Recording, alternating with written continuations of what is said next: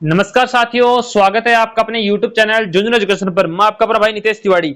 मित्रों, आज अपन इस वीडियो में बात करेंगे महर्षि दयानंद सरस्वती यूनिवर्सिटी MDSU अजमेर है, उसका BA BSc सेकंड सेमेस्टर का जियोग्राफी पेपर लगता है। पहले तो आपको मैं बता देता हूँ, जो जियोग्राफी होता है उसका BA और BSc दोनों पेपर लगता है, दोनों का सेम सिलेबस होता है। ठीक है, तो पेपर का नाम रहेगा जियोग्राफी ऑफ राजस्थान। राजस्थान का जो भूगोल है मित्रों, उसके बारे में अपन अध्ययन करेंगे। तो सारे विद्यार्थी लास्ट तक प्रत्येक चीज को सुनना, समझना और जैसे मैं बताऊं वैसे आप लोगों को लिखना है। ठीक है, क्वेश्चन और उत्तर दोनों रहेंगे। तो इस क्लास को आप लोगों ने देख लिया तो उसके अलावा आपको कुछ भी पढ़ने की आवश्यकता नहीं है। सीरीज वगैरह कुछ मत पढ़ना, इस क्लास को खड़े खड़े आप लोग पढ़ लेना और देख लेना। ठीक है, सबसे पहले आपको टेलीग्राम ज्वाइन कर लेना है, जिसकी लिंक वीडियो डिस्क्रिप्शन में है। जिसको व्हाट्सएप ग्रुप में ऐड होना है, ये नंबर है, इस नंबर पे आप अपना नाम और MDSU अजमेर लिख के भेज देना। मैं आपको व्हाट्सएप ग्रुप में ऐड कर दूंगा। इसको आप जूनियर एजुकेशन या मेरे नाम से नितेश तिवारी जूनियर के नाम से सेव कर लेना। लेकिन सारे विद्यार्थी सेव कर ही लेना भाई, इस नंबर को सारे विद्यार्थी सेव कर लीजिएगा और सब्सक्राइब कर लीजिए नेक्स्ट वीडियो के लिए। प्रत्येक पेपर के इंपोर्टेंट क्वेश्चन मिलेंगे, आप लोग सब्सक्राइब करके रखो ताकि जैसे क्लास है आपको पास नोटिफिकेशन आ जाए। चलो भाई, यूनिट फर्स्ट है, 3 यूनिट है। 3 यूनिट के जो अच्छे क्वेश्चन है वो मैं आपको बताऊंगा, आप बस सुनना और समझना। इस वीडियो को देखने के बाद आपको कुछ भी पढ़ने की आवश्यकता नहीं पड़ेगी। पहला है कि राजस्थान की स्थिति भौतिक जो प्रदेश है उनका वर्णन करना है। राजस्थान की स्थिति क्या है और उसके भौतिक प्रदेश क्या है, उनका अपनों को एनालिसिस करना है, वर्णन करना है। तो इसको पढ़ेंगे भाई कि राजस्थान की स्थिति क्या है, विस्तार क्या है। मैंने कहा ना, ध्यानपूर्वक सुनना। तो देखो, भारत के उत्तर पश्चिम जो भाग है उसमें स्थित है कौन, राजस्थान। वो क्षेत्रफल की दृष्टि से सबसे बड़ा राज्य है। पहला बिंदु आपको ध्यान में होगा कि राजस्थान भारत का ना क्षेत्रफल की दृष्टि से सबसे बड़ा राज्य कौन सा है, राजस्थान है। जिसका अक्षांशीय विस्तार है 23 डिग्री 3 से लेके उत्तरी अक्षांश से लेके 30 डिग्री 12 तक उत्तरी अक्षांश तक इसका विस्तार है, अक्षांशीय विस्तार। कर्क रेखा राज्य के दक्षिणी भाग बांसवाड़ा और डूंगरपुर से होकर गुजरती है। ये आप लोगों को लिखना है कि बांसवाड़ा और डूंगरपुर से इसकी कर्क रेखा गुजरती है। अक्षांशीय विस्तार हो गया। देशांतरीय कितना है, 69 30 से 78 17, ये इसका देशांतरीय विस्तार है। क्षेत्रफल 3,42,239 वर्ग किलोमीटर है। ये बिंदु आपको लिखना है। आकृति क्या है इसकी, विषम कोणीय चतुर्भुज या पतंगाकार आकृति बोलते हैं राजस्थान की। ऐसे ही बिंदु आपको हुबहू एग्जाम में लिखने हैं। सीमाएं क्या है, इसकी पश्चिमी सीमा तो पाकिस्तान से लगती है, एवं यह भारत के 5 राज्यों पंजाब, हरियाणा, उत्तर प्रदेश, मध्य प्रदेश और गुजरात के साथ अंतरराज्यीय सीमा बनाता है। भाई ऐसे पूछ ले आपको, कभी कंपटीशन एग्जाम पूछ ले कि भारत के किन किन राज्यों के साथ राजस्थान की सीमा लगती है, तो पंजाब, हरियाणा, उत्तर प्रदेश, मध्य प्रदेश और गुजरात। पंजाब, हरियाणा, उत्तर प्रदेश, मध्य प्रदेश और गुजरात। ये भौतिक प्रदेश, इसके जो भौतिक प्रदेश है, फिजियोग्राफिक रीजन है, वो कौन कौन से हैं राजस्थान के। तो पश्चिम रेतीला मैदान, थार का मरुस्थल जिसको अपन बोलते हैं। अरावली पर्वतमाला के पश्चिम और उत्तर पश्चिम में फैला ये विशाल शुष्क क्षेत्र है। ऐसे कैसे बिंदुओं को उतारना है। विस्तार क्या है भाई, ये राज्य कुल क्षेत्रफल का 61% भाग पर फैला है। अपने राजस्थान के 61.11% पे कौन फैला है, थार का मरुस्थल। जनसंख्या लगभग 40% जनसंख्या निवास करती है जहां मरुस्थल है। विशेषताएं क्या है कि भाई यहाँ बालू का स्तूपों से ढका हुआ क्षेत्र है, वर्षा कम होती है और तापमान अधिक रहता है। भाई पता है आपको, जैसे अपन कहते हैं ना टिब्बे वगैरह टीले वगैरह होते हैं, उनमें तापमान अधिक रहेगा। इसको उपविभाजन किया गया 2 भागों में, शुष्क रेतुला मरुस्थल एवं अर्ध शुष्क मैदान। तो शुष्क रेतुला जो मरुस्थल है उसका क्या मतलब है कि जहां 25 सेमी से कम वर्षा होती है उसको अपन बोलते हैं शुष्क रेतीला मरुस्थल। जैसे कि जैसलमेर, बाड़मेर, बीकानेर एग्जांपल है इसके। अर्ध शुष्क जहां 25 से 50 सेमी तक वर्षा होती है, लूणी नदी, बेसून और घग्गर का मैदान इसी का हिस्सा है। सेकेंड, अरावली पर्वतीय क्षेत्र। अरावली में भाई देखो, अरावली राजस्थान के मध्य भाग में दक्षिण पश्चिम गुजरात सीमा से उत्तर पूर्व दिल्ली की ओर कणवत फैला हुआ है। यह राज्य कुल क्षेत्रफल का 9% भूभाग है। अरावली कितने परसेंट है, 9%। और थार कितना था, थार में था 61.11%, 9% ये हो गया। जनसंख्या यहाँ पे 10% निवास करती है।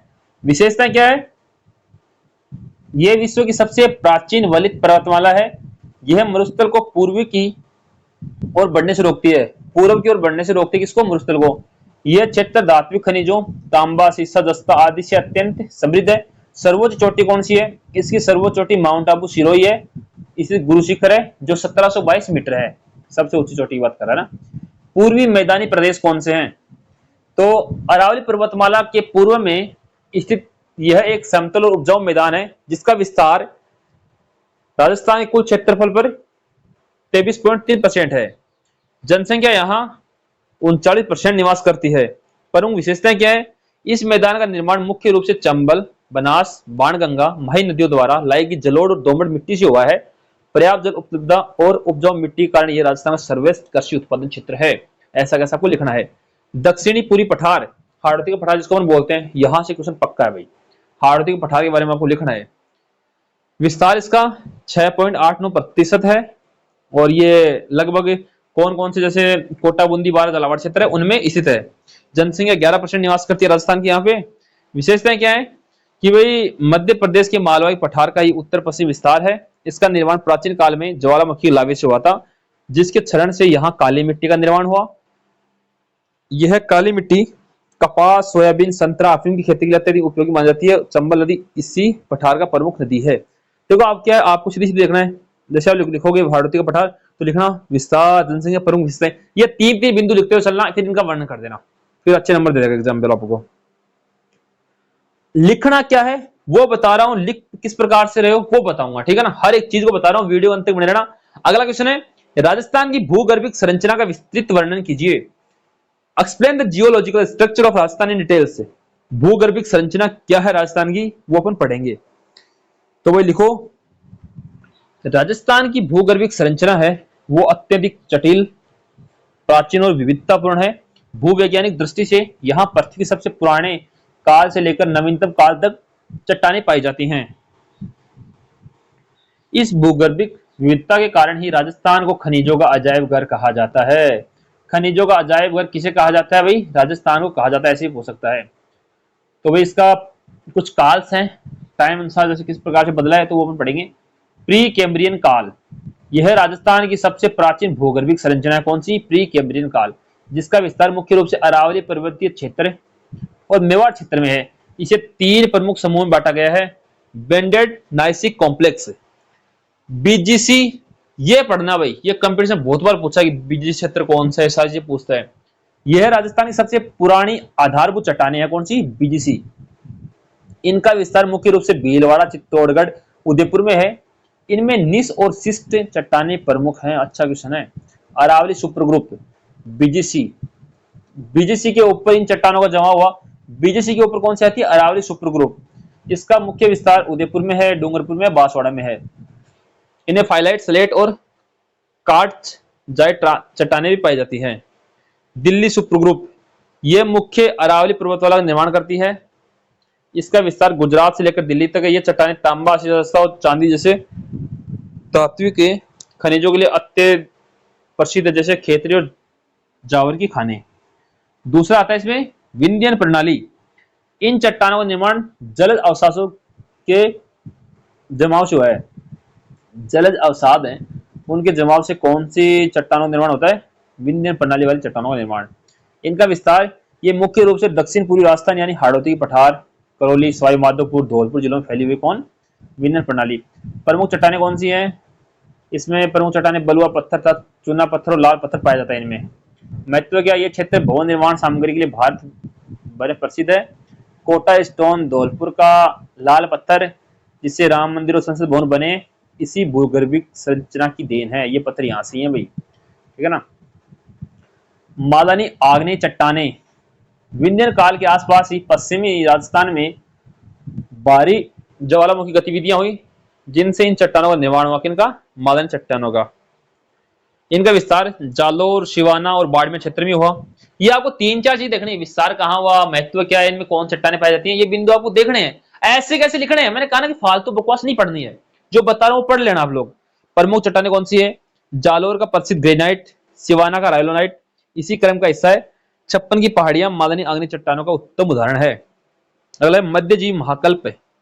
इस काल में पश्चिमी राजस्थान का एक बड़ा हिस्सा 33 सागर के नीचे था। जिसके कारण समुद्री अवसाद है वो जमा हुए। और इनका विस्तार किस प्रकार से है? जैसलमेर, बाड़मेर और बीकानेर क्षेत्र में। प्रमुख विशेषताएं क्या है? जुरासिक काल की चट्टानें इसी क्षेत्र में मिलती है। जैसलमेर की लाठी सीरीज और आक्कलवुड फॉसिल पार्क है, जहां करोड़ों वर्ष पुराने पेड़ों का जीवाश्म मिले हैं। भाई करोड़ वर्ष पुराने पेड़ के जीवाश्म मिले कहाँ पे? आक्कलवुड फॉसिल पार्क में।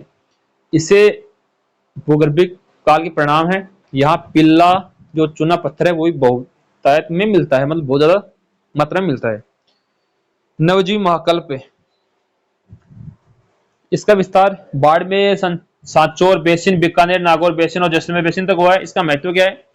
इस काल में घने जंगलों और जीवों में जो जमीनों में दबने से जीवाश्म ईंधनों का निर्माण हुआ।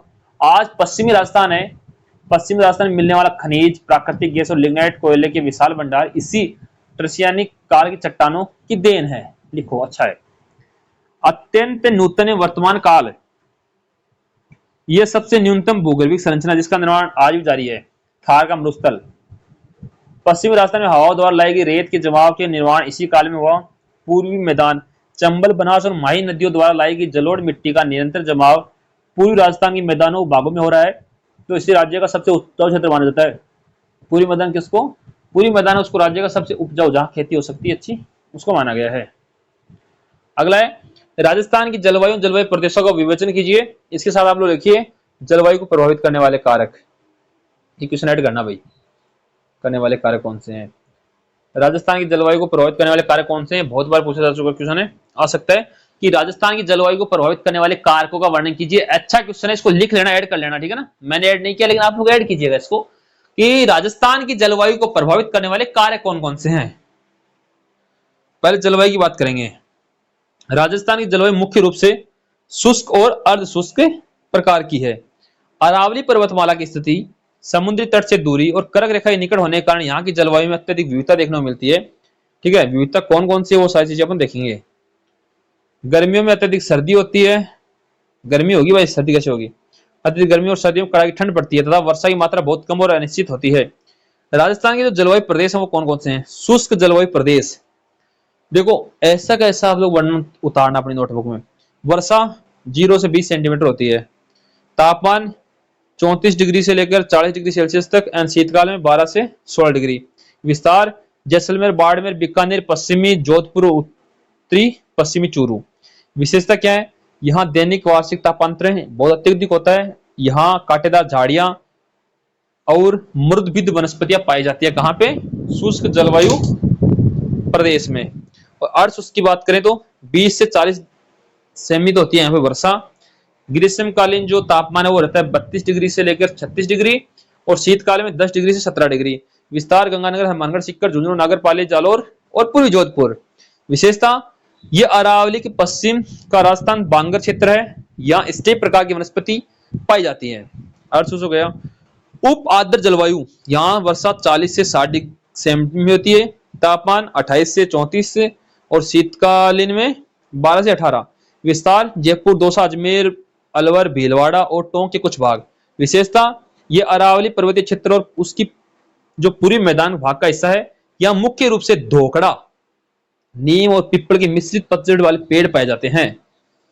आर्द्र जलवायु प्रदेश, वर्षा 60 से 80 सेमी, तापमान ग्रीष्म काल में तो 32 से 35 और शीतकाल में 14 से 17। विस्तार भरतपुर, धौलपुर, करौली, सवाई माधोपुर, राजसमंद और चित्तौड़गढ़। यहाँ भीड़ और संघन वन पाए जाते हैं। यहाँ कृषि क्षेत्र जो बहुत उपयोगी होता है भाई, सही बात है, लिखो इसको। अति आर्द्र जलवायु प्रदेश, वर्षा 80 से 150 सेमी। राज्य में सबसे अधिक वर्षा वाला क्षेत्र कौन सा है? अति आर्द्र जलवायु प्रदेश। अति आर्द्र जलवायु प्रदेश है वो सबसे ज्यादा वर्षा वाला प्रदेश है राजस्थान में। इसमें ग्रीष्म काल में 30 से 34 डिग्री और शीतकाल में 10 से 15 डिग्री का टेम्परेचर रहता है। विस्तार कहाँ है? झालावाड़, बांसवाड़ा, प्रतापगढ़, दक्षिण कोटा और सिरोही, माउंट आबू। यहाँ सघन सवाना प्रकार की वनस्पति और सदाबहार वन पाए जाते हैं। माउंट आबू राज्य का सबसे ठंडा और सर्वाधिक वर्षा वाला स्थान है। राजस्थान का सबसे ठंडा स्थान कौन सा है? माउंट आबू, लिख लीजिए इसको। इसके आगे जो ये है ना, कोपेन का जलवायु वर्गीकरण समझाइए। यहां से क्वेश्चन ये कंफर्म एग्जाम में 100% आएगा। ऐसे अलग भी आता है कि कोपेन का जलवायु वर्गीकरण समझाइए, ऐसे अलग क्वेश्चन बनता है भाई। कोपेन और इसके साथ एक भाई साहब और आते हैं, वो भी आते हैं कई बार, देख लो उसको, थारनथवेट ऐसे आएगा, कोपेन तथा थारनथवेट का जलवायु वर्गीकरण का सिद्धांत समझाइए।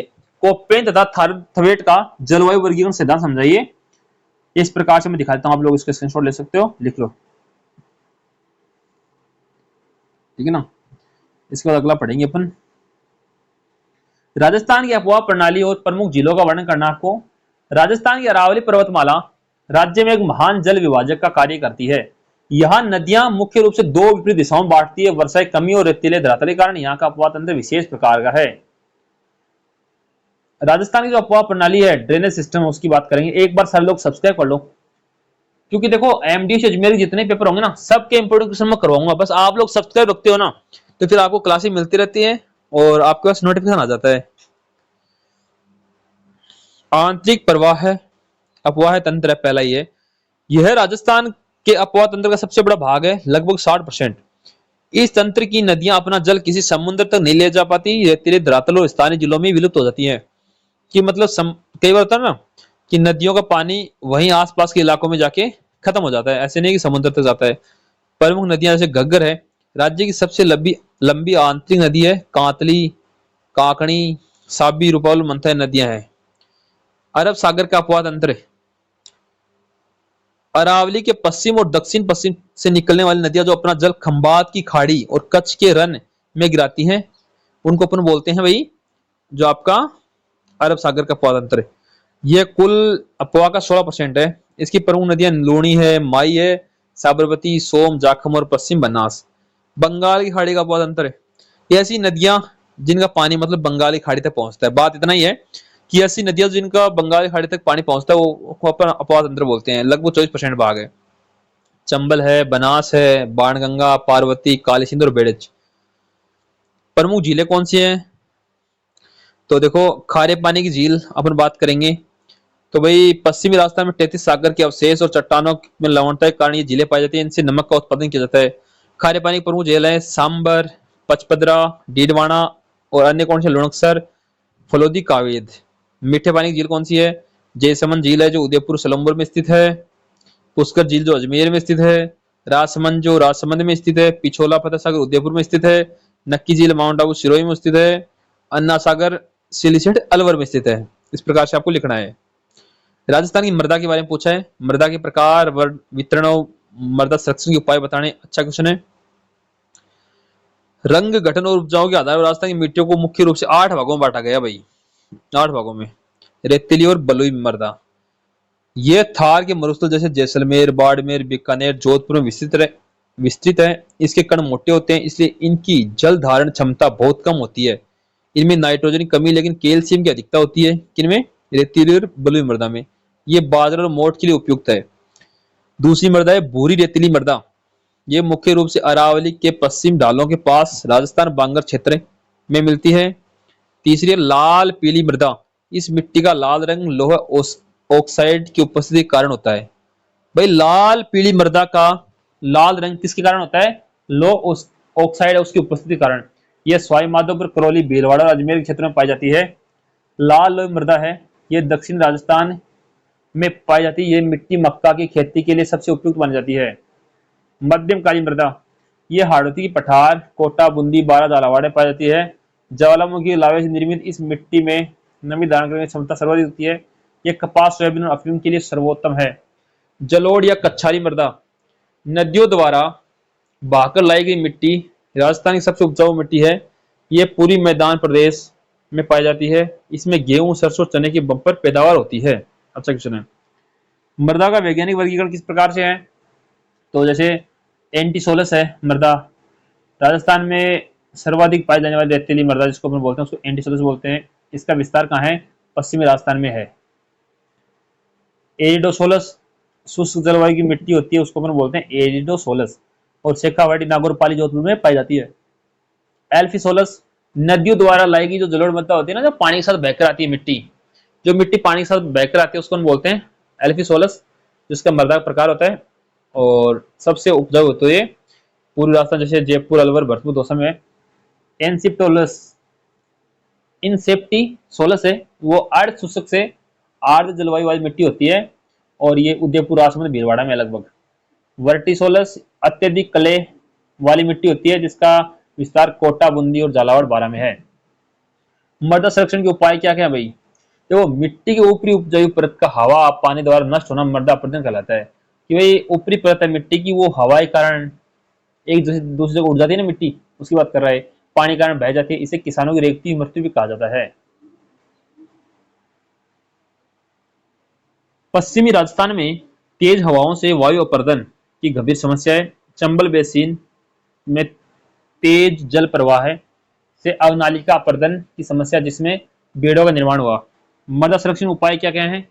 रक्षक मेखलाएं और वातरोधी पट्टी या लगाने में। समोच्च रेखीय खेत कृषि, अरावली जैसी पहाड़ी और ढलान वाले क्षेत्रों में ढाल की विपरीत दिशा में जुताई करना मृदा संरक्षण को रोक सकता है, ताकि पानी का बहाव धीमा और मिट्टी कटकर ना बहे, यानी मृदा का अपरदन नहीं हो। पट्टीदार कृषि करनी चाहिए अपन को। वृक्षारोपण लगाना चाहिए, वृक्षारोपण करना चाहिए। जेक डैम और एनीकट का निर्माण, चंबल जैसी नदी घाटियों में पानी की तेज बहाव को रोककर अवनालिका अपरदन को कम करना चाहिए। फसल चक्कर, एक ही खेत में लगातार एक ही फसल बोने की बजाय फसलों को बदल बदल कर बोना चाहिए। जब अपन देखते हैं कि घर वाले कहते हैं ना कि इस बार यहाँ बाजरा बा दिया तो अगली बार इसमें दूसरे जैसे ग्वार है, चना है, वो बोएंगे। मतलब एक जगह पे एक ही फसल नहीं करते अपन लोग, है ना। तो उससे मिट्टी का जो मृदा अपरदन होता है वो नहीं होगा, जिससे मिट्टी की उर्वरता बनी रहती है। यूनिट 1 कंप्लीट हो गई है भाई। एक बार सारे लोग शेयर कर दीजिए। जिसको व्हाट्सएप ग्रुप में बनाइए, नंबर लिख लो 9521222478। इस नंबर पे अपना नाम और एमडीएस अजमेर लिख के मैसेज कर देना, मैं आपको व्हाट्सएप ग्रुप में ऐड कर दूंगा। सारे विद्यार्थी एक बार चैनल को सब्सक्राइब कर लीजिए, ताकि आपको अगली क्लास जल्द ही मिल जाए। सारी क्लासेस के इंपोर्टेंट क्वेश्चन करवाऊंगा, बस आप लोग चैनल को सब्सक्राइब रखो, ताकि आपके पास नोटिफिकेशन आ जाए, मैं क्लास अपलोड करूँ, आप तुरंत प्रभाव से क्लास को देखो। राजस्थान में कृषि के प्रकार एवं प्रमुख विशेषताओं का वर्णन कीजिए। Describe the types and major characteristics of agriculture in Rajasthan. Characteristics यानी विशेषताएं। तो राजस्थान की अर्थव्यवस्था में कृषि और पशुपालन का अत्यंत महत्वपूर्ण स्थान है। सही बात है भाई। राज्य की विषम भौगोलिक स्थिति, सीमित जल संसाधन, जलवायु विविधता के कारण यहाँ कृषि अलग अलग रूप में देखने को मिलती है। कौन कौन से रूप में भाई कृषि के प्रकार? शुष्क कृषि, यह राज्य के पश्चिम मरुस्थलीय क्षेत्र जो जिले हैं जैसलमेर, बाड़मेर, बीकानेर, जोधपुर में की जाती है, जहां औसत वर्षा वार्षिक वर्षा का 50% से 50 सेमी से भी कम होती है। यहाँ मुख्य रूप से कम पानी में पकने वाली फसलें और सूखे का सहन करने वाली फसलें बोई जाती हैं, जैसे बाजरा, मोठ, ग्वार और मूंग।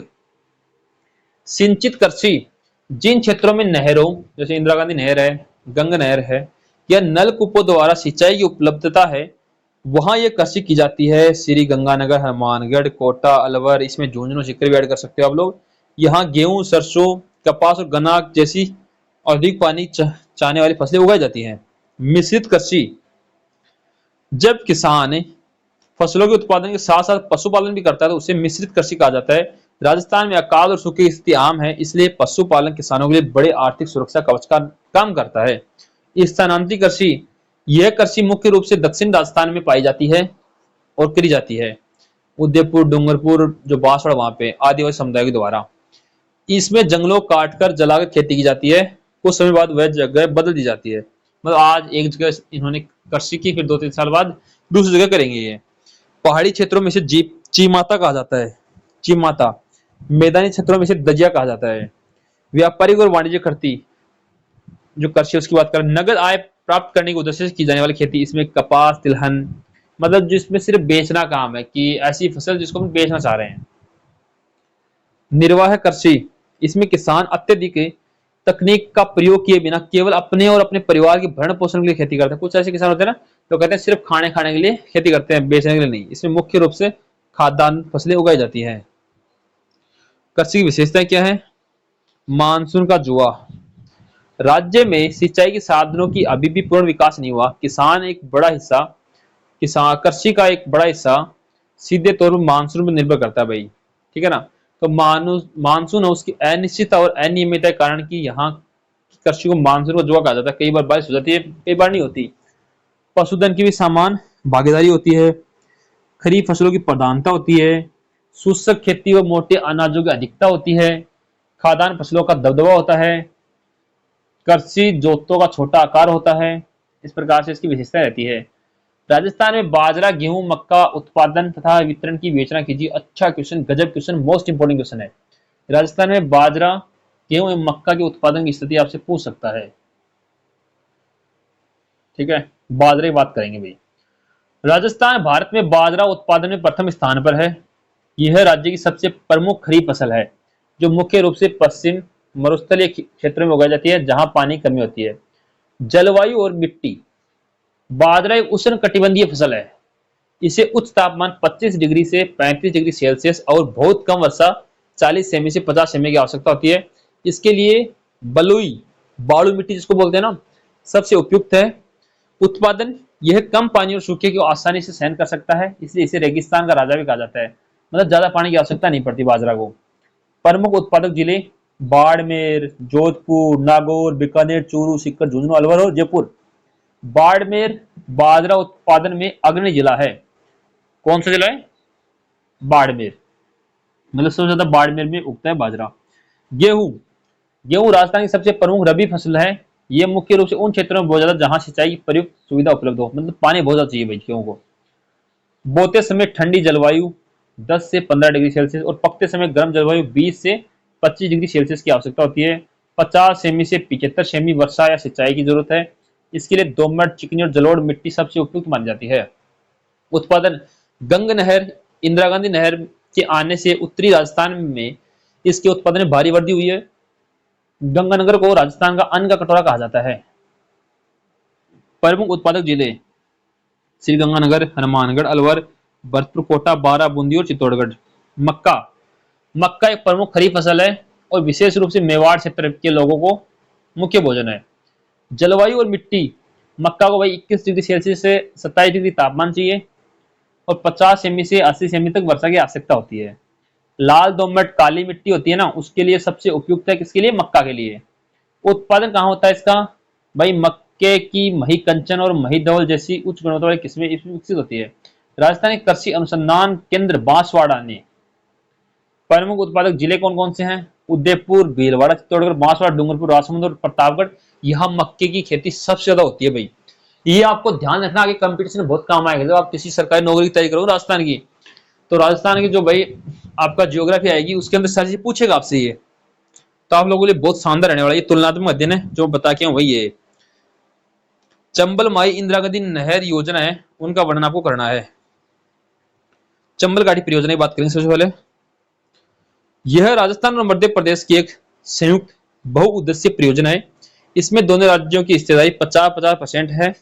चंबल नदी पर बाढ़ नियंत्रण, मृदा संरक्षण और सिंचाई जल विद्युत उत्पादन के लिए उद्देश्य से यह परियोजना 3 चरणों में पूरी की गई। प्रमुख इसका बांध था गांधी सागर बांध। ये सबसे बड़ा बांध है इस परियोजना का। किसका? इस परियोजना का, जो मंदसौर मध्य प्रदेश में स्थित है। राणा प्रताप सागर चित्तौड़गढ़ जिले के रावत बाटा में स्थित है। राणा प्रताप सागर बांध यह जल भराव क्षमता की दृष्टि से राजस्थान का सबसे बड़ा बांध है। मतलब सबसे ज्यादा पानी इसमें रुक सकता है। किसमें? राणा प्रताप सागर बांध जो चित्तौड़गढ़ में है। जवाहर सागर बांध यह कोटा के बोराबास में स्थित है और मुख्य रूप से पिकअप बांध है जिसमें जल विद्युत का उत्पादन होता है, मतलब यहाँ पे लाइट बनती है। कोटा बैराज यह कोटा शहर में स्थित है। इसका उद्देश्य केवल सिंचाई के लिए पानी उपलब्ध कराना है, बिजली नहीं बनती भाई कोटा बैराज में। लाभ कौन कौन क्षेत्रों में मिलता है? भाई इस परियोजना से कोटा, बूंदी, बारा में सिंचाई होती है और राजस्थान तथा मध्य प्रदेश दोनों को बिजली मिलती है। माई बजाव सागर बांध की बात करेंगे तो ये राजस्थान और गुजरात की है। वो राजस्थान और एमपी की थी, ये राजस्थान और गुजरात की है। इसमें जो माई नदी पर स्थित है और राजस्थान की हिस्सेदारी 45% और गुजरात की 55% है। इसमें वो तो 50% थी राजस्थान और मध्य प्रदेश की। इसमें राजस्थान की हिस्सेदारी तो 45% है और गुजरात कितनी है? 55 है। विशेषता प्रमुख बांध कौन कौन से हैं? माई सागर बजाज बांध जो बाड़ा में, जो बांसवाड़ा है उसमें स्थित है और राजस्थान का सबसे लंबा बांध है। कागदी पिक्कवियर यह भी बांसवाड़ा में स्थित है और कडाना बांध ये गुजरात की महिसागर जिले में स्थित है। विद्युत और सिंचाई का बंटवारा। इस परियोजना में उत्पादन होने वाली बिजली राजस्थान में मिलती है पूरी कंप्लीट, गुजरात को नहीं मिलती, जिसका उपयोग मुख्य रूप से आदिवासी क्षेत्रों में किया जाता है। इसमें लाभ किस किस क्षेत्र को होता है? बागड़ की जीवन रेखा और आदिवासी गंगा कहा जाता है। इससे बांसवाड़ा और डूंगरपुर जिलों में व्यापक स्तर पर सिंचाई और पेयजल की सुविधा उपलब्ध होती है। तीसरी है इंदिरा गांधी नहर परियोजना। इसे पहले राजस्थान नहर के नाम से जाना जाता था। ये केवल राजस्थान नहीं बल्कि विश्व की सबसे बड़ी सिंचाई परियोजनाओं में से एक है। पश्चिमी राजस्थान की मरुस्थल को हरा भरा करने इसे राजस्थान की मरुगंगा भी कहा जाता है। इस परियोजना को प्रणेता इस परियोजना के जो प्रणेता है बीकानेर रियासत के तत्कालीन मुख्य सिंचाई इंजीनियर कंवर सेन थे। उधम यह नहर पंजाब में सतलुज और व्यास नदियों के संगम पर बने हरिकेज जो बैराज वहां से निकाली गई है। इसकी संरचना क्या है? राजस्थान फीडर हरिके बैराज से लेकर राजस्थान के हनुमानगढ़ तक इसकी लंबाई 204 किलोमीटर है। इस हिस्से में पानी का उपयोग नहीं किया जा सकता।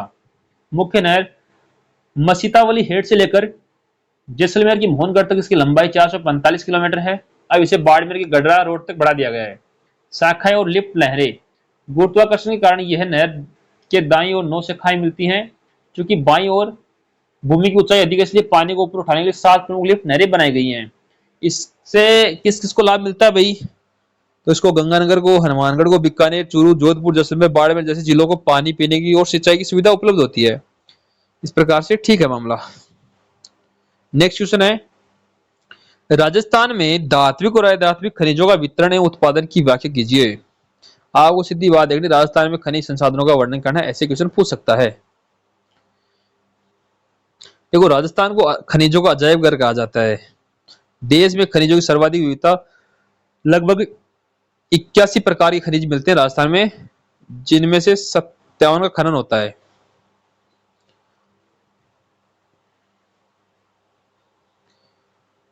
खनिजों का मुख्य रूप से दो भागों में बांटा गया, धात्विक जिनमें धातु प्राप्त होती है, अधात्विक जिनमें धातु प्राप्त नहीं होती।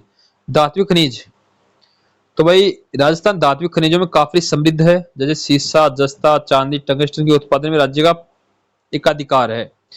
सीसा, जस्ता व चांदी उत्पादन राजस्थान भारत का लगभग 99% सीसा जस्ता उत्पादित करता है। मतलब पूरा ही कर लिया, मान लो 1% क्या है।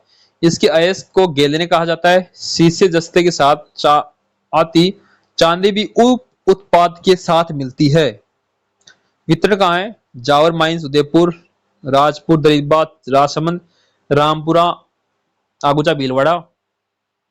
भारत की सबसे बड़ी सीसा जस्ता खान है वो है रामपुरा आगुचा, जो भीलवाड़ा में स्थित है। चौथ का बरवाड़ा, सवाईमाधोपुर। तांबा उत्पादन मध्य प्रदेश के बाद तांबा उत्पादन में दूसरा स्थान है राजस्थान का।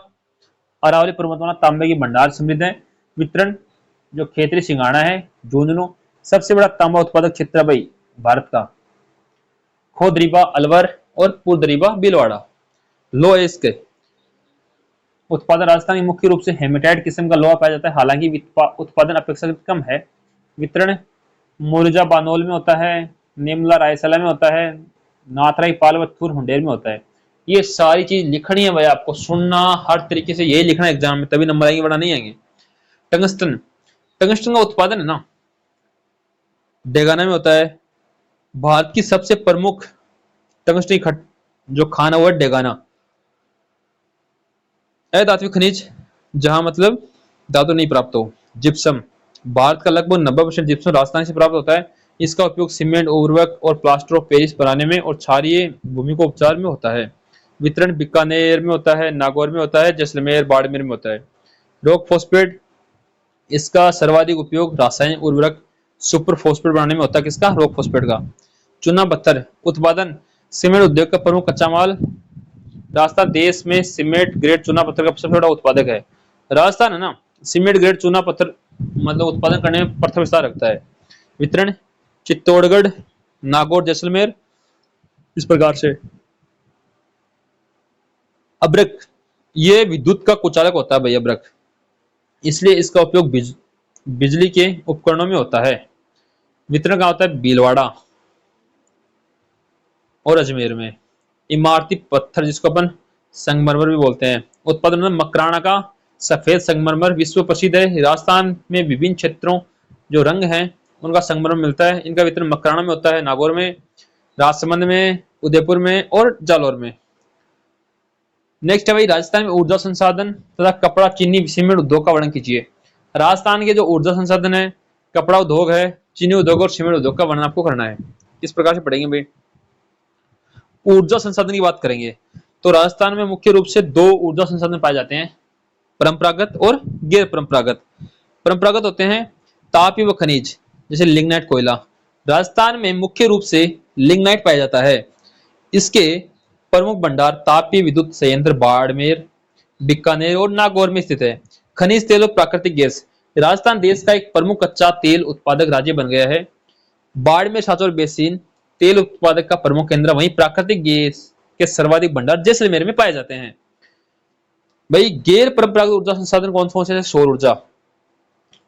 साल भर तेज धूप रहने के कारण राजस्थान सौर ऊर्जा उत्पादन में सिरमौर है, मानी सबसे ऊपर है। जोधपुर का बड़ला सौर पार्क विश्व के सबसे बड़े सोलर पार्कों में से एक है। इसके अलावा फलोदी और जैसलमेर में बड़े संयंत्र हैं। पवन ऊर्जा, राज्य के पश्चिम भागों में तेज हवाएं चलने के कारण पवन ऊर्जा की अपार संभावनाएं होती हैं। राज्य की पहली पवन ऊर्जा परियोजना कौन सी है? अमर सागर है। वो कहाँ स्थित है? जैसलमेर में। इसके अलावा प्रतापगढ़ भी प्रमुख केंद्र है।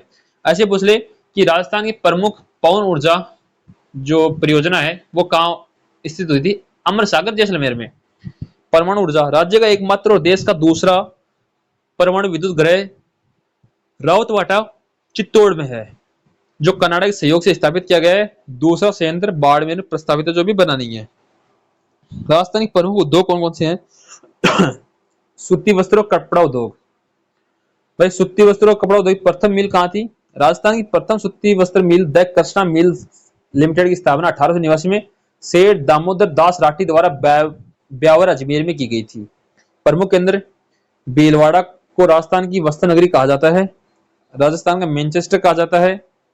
यहाँ सर्वाधिक सूती वस्त्र और सिंथेटिक धागों का उत्पादन होता है। कहाँ पे? भीलवाड़ा में। अन्य केंद्र पाली, किशनगढ़, भीलवाड़ा, जयपुर। सूती वस्त्र और रंगाई छपाई अलग और भी हैं। भाई सारे लोग इस टेलीग्राम को चैनल को ज्वाइन करो, इसकी लिंक वीडियो डिस्क्रिप्शन है। और इस व्हाट्सएप नंबर को सेव कर लेना और इस पे अपना नाम और IMDS अजमेर लिख के मैसेज कर देना, हम आपको व्हाट्सएप ग्रुप में ऐड कर देंगे। सारे विद्यार्थी ऐड हो जाइए तुरंत प्रभाव से इस व्हाट्सएप पे। चीनी उद्योग, राजस्थान में गन्ने का उत्पादन कम होने के कारण चीनी उद्योग बहुत अधिक विकसित नहीं हुए। राज्य में मुख्य रूप से 3 मिलें स्थापित की गई हैं। निजी क्षेत्र की जो मिल है वो है द मेवाड़ शुगर मिल से 1932 में स्थापित की गई राज्य की पहली चीनी मिल थी। ये प्राइवेट है भाई, ठीक है। सार्वजनिक, Rajasthan state Ganganagar sugar mills limited. और सहकारी केशोरायपाटन सहकारी शुगर मिल्स बूंदी में इसकी स्थापना 1965 में की गई थी। सीमेंट उद्योग का क्या मामला है? भाई प्रथम कारखाना है सीमेंट उद्योग का, वह है 1915 में ACC द्वारा लाखेरी बूंदी में स्थापित किया गया। प्रमुख केंद्र कौन कौन से हैं? चित्तौड़गढ़ का राजस्थान की सीमेंट नगरी कहा जाता है, मतलब सबसे ज्यादा सीमेंट कहाँ बनती है? चित्तौड़गढ़ में। निम्बाड़ा चित्तौड़गढ़, मोंडक कोटा, प्यावर और गोटन इसके बड़े केंद्र हैं। JK सीमेंट, वंडर सीमेंट और श्री सीमेंट राज्य की प्रमुख ब्रांड हैं।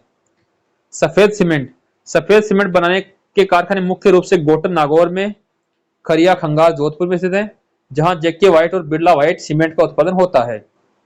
ठीक है भाई, यूनिट आपकी 2 कंप्लीट हो गई। एक बार सारे लोग शेयर कर दीजिए। और फिर से कहूंगा इसी वीडियो को बार बार देखते रहें, सब कुछ समझ में आ जाएगा। बस आप लोग है ना समझने की कोशिश करना और प्रत्येक बात को सुनना भाई, ठीक है ना।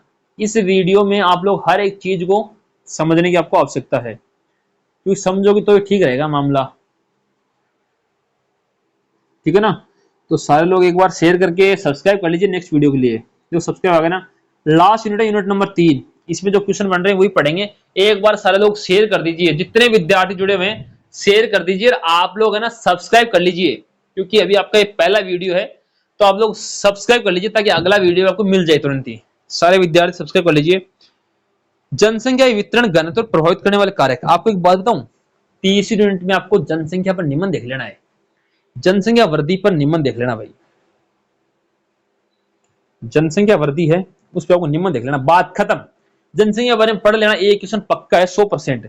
जनसंख्या नाम आपको एग्जाम में 100% देखने को मिलेगा।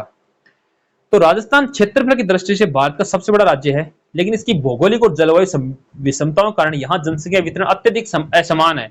अरावली पर्वतमाला राज्य को 2 स्पष्ट जनसंख्यिकीय भागों में बांटती है, कम घनत्व वाला पश्चिम मरुस्थल और उच्च घनत्व वाला पूर्वी मैदान। अब देखो भौगोलिक विस्तार देखते हैं अपन। जैसे धरातलीय रूप है तो राजस्थान का पूर्वी हिस्सा मैदानी है, जो नदियों द्वारा लाई गई मिट्टी से बना है। यहाँ घर बनाना, सड़कें बिछाना और कृषि करना आसान है, इसलिए यहाँ जनसंख्या घनत्व सर्वाधिक है। जैसे जयपुर, भरतपुर, दौसा। इसके विपरीत पश्चिम राजस्थान जो रेतीला मरुस्थल है और दक्षिणी भाग अरावली पहाड़ है, जहां जीवन कठिन होने का जनसंख्या कम विरल है। जलवायु, मनुष्य समशीतोष्ण और अनुकूल जलवायु में रहना पसंद करता है। पश्चिमी राजस्थान जैसे जैसलमेर, बाड़मेर, बीकानेर में गर्मियों के अत्यधिक गर्मी के कारण, धूल भरी आंधियों के कारण वहां पे कम लोग रहते हैं। सही बात है, अच्छी जगह पर लोग रहना पसंद करेंगे। और जैसलमेर वगैरह जहां मिट्टी मिट्टी है, मिट्टी उड़ती रहती है, वहां लोग है रहना कम पसंद करते हैं। जल की उपलब्धता, भाई जल जहां अधिक होगा वहां जनसंख्या अधिक होगी।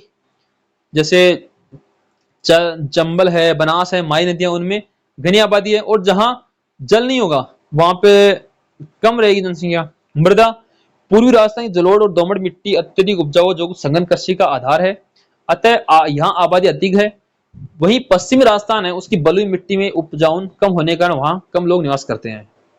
आर्थिक कारक, भाई खनिज और औद्योगिक विकास, जिन क्षेत्रों में खनिजों का खनन होता है या उद्योग स्थापित होता है, वहां रोजगार के अवसरों के कारण बाहरी लोग बच जाते हैं। मतलब जहां नौकरी वोकरी हो, भाई सीधी बात है, पैसे कमाने के साधन हो, वहां पे लोग ज्यादा रहेंगे, जिसमें कोटा और जयपुर इसके प्रमुख उदाहरण है। कृषि का विकास, उन्नत कृषि वाले क्षेत्रों में जनसंख्या अधिक होती है। पूर्वी जो मैदान भाग है, नहरी सिंचाई क्षेत्र है, वहां पे जनसंख्या का संकेंद्रण अधिक होता है। परिवहन और संचार, भाई जहां पे अच्छे रास्ते होंगे, अच्छी सुविधाएं होंगी, वहां पे लोग ज्यादा रहेंगे, और जहां नहीं होंगे वहां पे नहीं रहेंगे, इस प्रकार से है ना।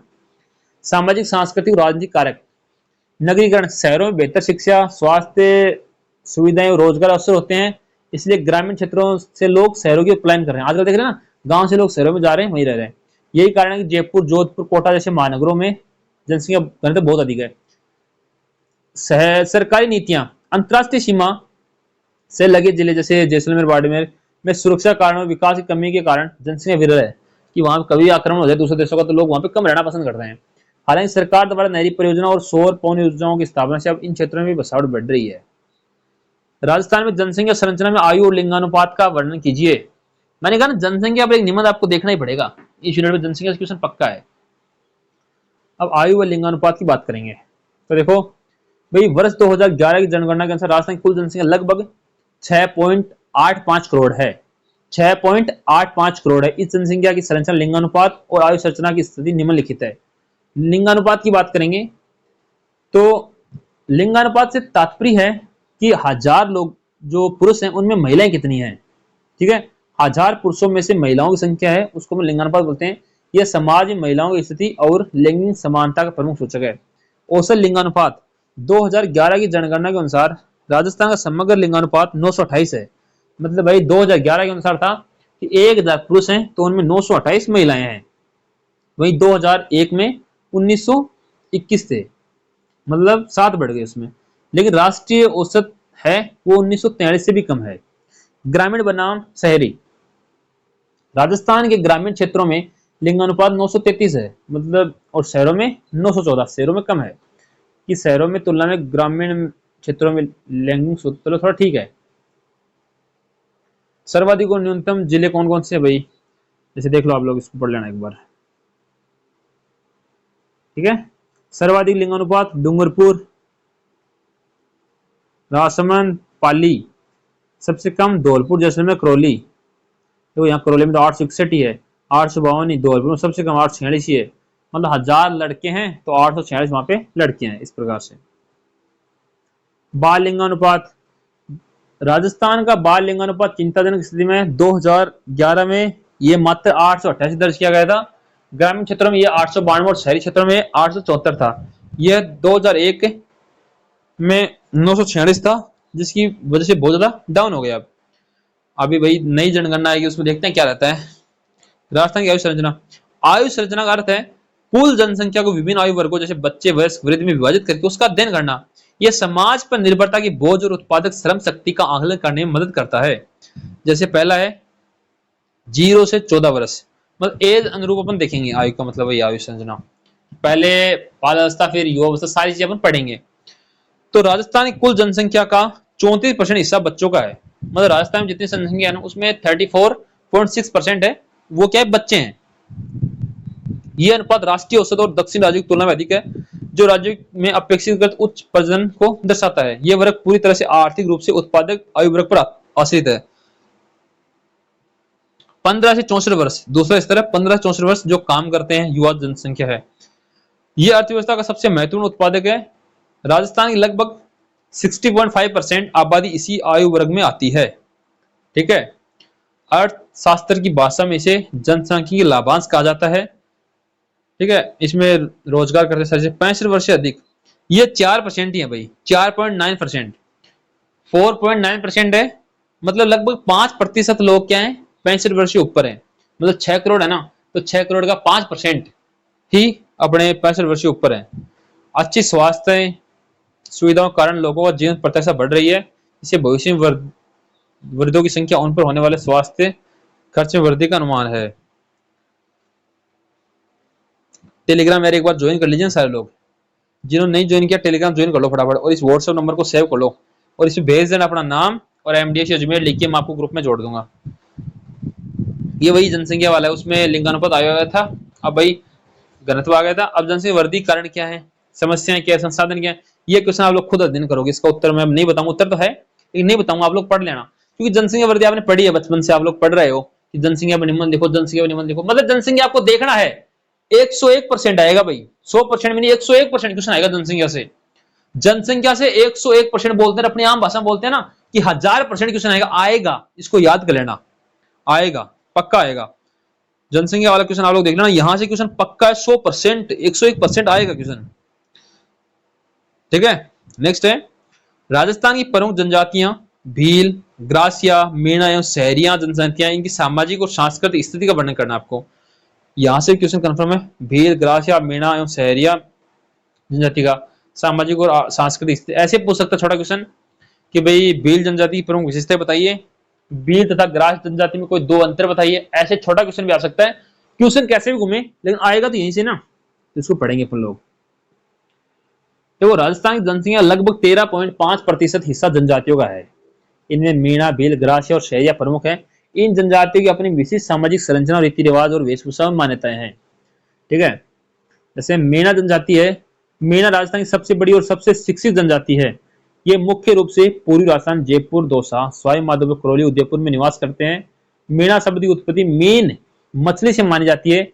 ये स्वयं को भगवान विष्णु के मत्स्यावतार मानते हैं, मत्स्यावतार का वंशज मानते हैं कौन, मीणा। सामाजिक स्थिति क्या है, इनका समाज पितृ सत्तात्मक होता है। मीणा समाज मुख्य रूप से दो वर्गों में बटा हुआ है।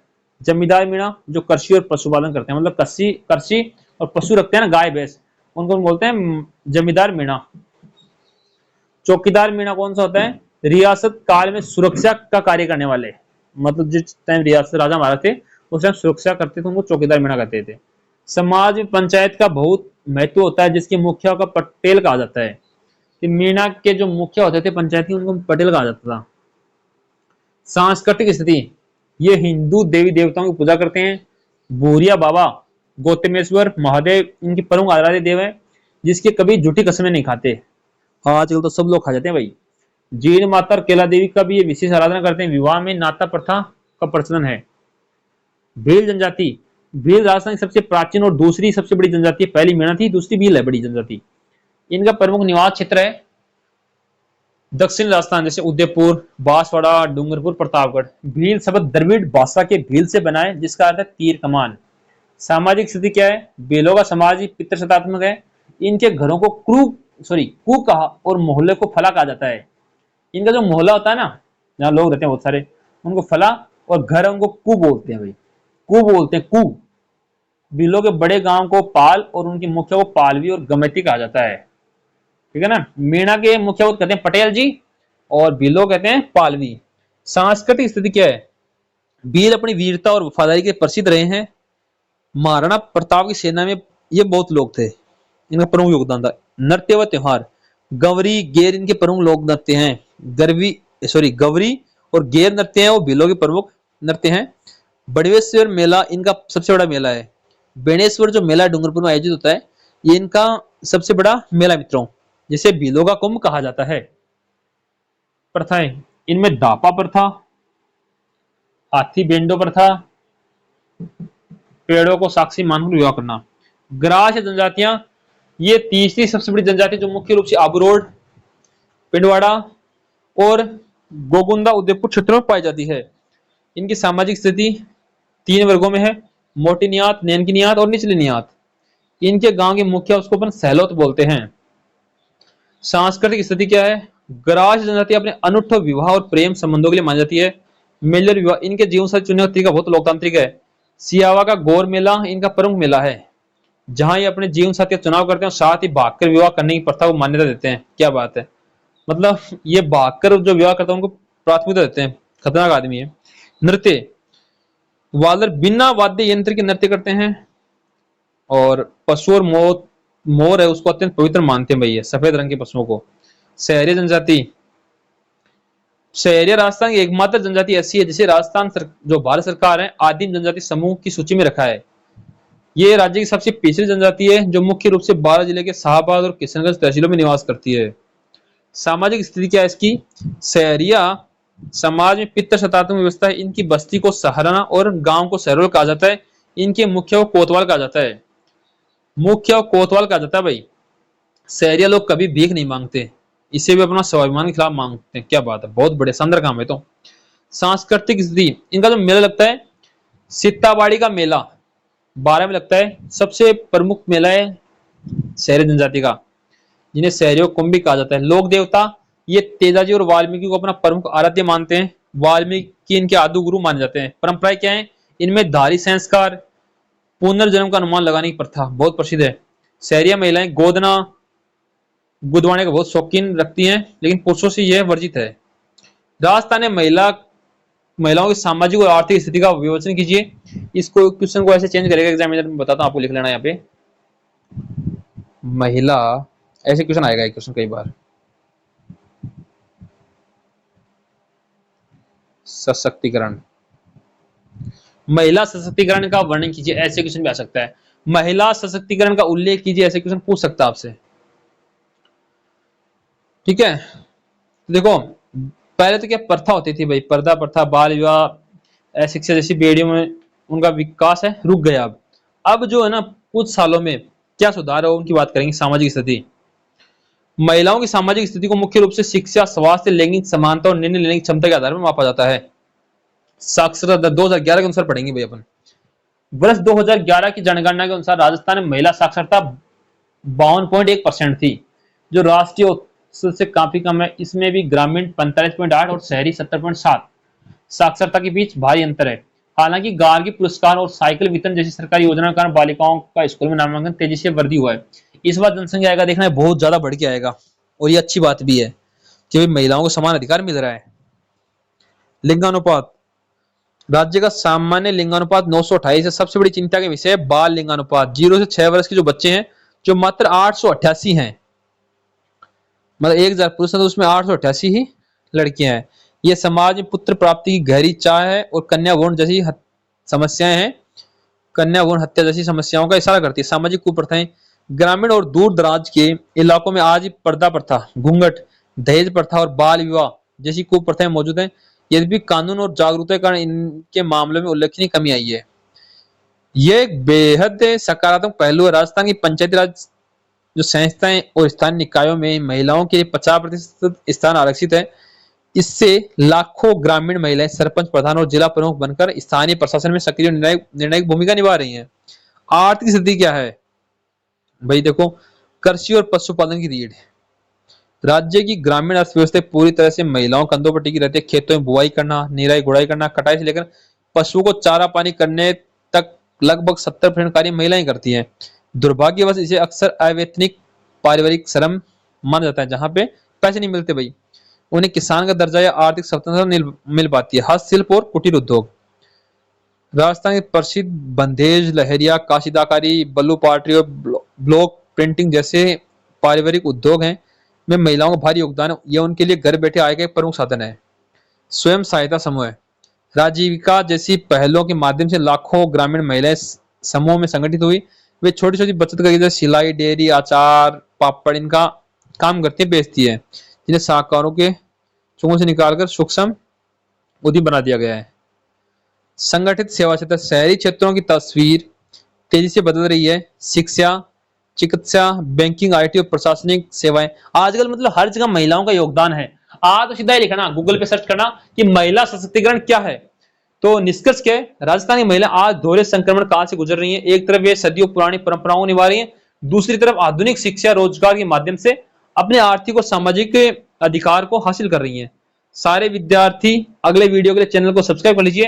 देखो साथियों, मैंने मेरी ओर से आपको सारे क्वेश्चन आंसर बता दिए जो अच्छे हर एग्जाम में हूबहू छपेंगे। जो पॉइंट्स मैंने बताए इनसे बात कुछ भी नहीं आएगा। आप इनको ढंग से रट लेना, बार बार इस वीडियो को देखना ताकि सब कुछ समझ में आ जाए। इस वीडियो के अलावा आपको ना तो सीरीज लाने की आवश्यकता है, ना कोई नोट्स पढ़ने की आवश्यकता है। आप सिर्फ जो क्वेश्चन साथियों मैंने बताए उनको रट्टा मार लेना। धन्यवाद साथियों, सब तक शेयर कर दीजिए और अगला वीडियो देखने के लिए यानी अगले पेपर के इंपोर्टेंट क्वेश्चन देखने के लिए चैनल को सब्सक्राइब कर लीजिए। धन्यवाद साथियों।